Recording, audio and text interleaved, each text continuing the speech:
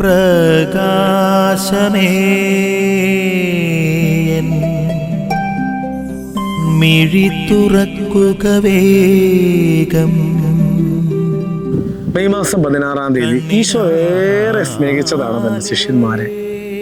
അതുകൊണ്ട് തന്നെ ഈ ലോകത്തിൽ നിന്ന് പിതാവിന്റെ സന്നിധിയിലേക്ക് പോകുമ്പോൾ തന്റെ ശിഷ്യഗണത്തിന് വേണ്ടി പ്രാർത്ഥിക്കുന്ന പൗരോഹിത്യ പ്രാർത്ഥനയാണ് നമ്മൾ കണ്ടുമുട്ടുക. ഇതുവരെയും ഞാൻ ഇവരുടെ കൂടെ ഉണ്ടായിരുന്നു, ഇനി ഞാൻ കൂടെ ഇല്ല.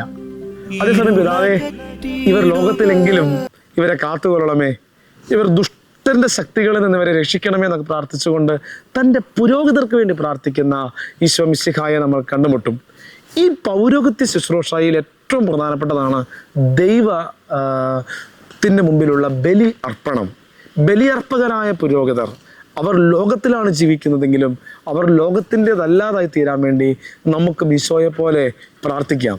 അവർ ദുഷ്ടരിൽ നിന്നും ബലിയർപ്പകരായ പുരോഹിതർ വേർതിരിക്കപ്പെടുവാൻ വേണ്ടി, അവർ നിഷ്കളങ്കരായിരിക്കുവാൻ വേണ്ടി, പാപികളിൽ നിന്ന് വേർതിരിക്കപ്പെടാൻ വേണ്ടി, കർത്താവിൻ്റെ സന്നിധിയിൽ പരിശുദ്ധരായിരിക്കാൻ വേണ്ടി നമുക്ക് ആത്മാർത്ഥമായി ഈ പുരോഹിതർക്ക് വേണ്ടി പ്രാർത്ഥിക്കാം. ഈശോ മിശിഹ, നിത്യപുരോഹിതനായ ഈശോ മിശിഹ തൻ്റെ ശിഷ്യഗണത്തിന് വേണ്ടി പിതാവിനോട് പ്രാർത്ഥിച്ചതുപോലെ നിരന്തരം നമ്മുടെ സമർപ്പിതർക്ക് വേണ്ടി, പുരോഹിതർക്ക് വേണ്ടി, വൈദികർക്ക് വേണ്ടിയൊക്കെ പ്രാർത്ഥിക്കുവാനുള്ള കൃപ നൽകണമേ എന്ന് നമുക്കും ആത്മാർത്ഥമായി പ്രാർത്ഥിക്കാം. ആമേൻ.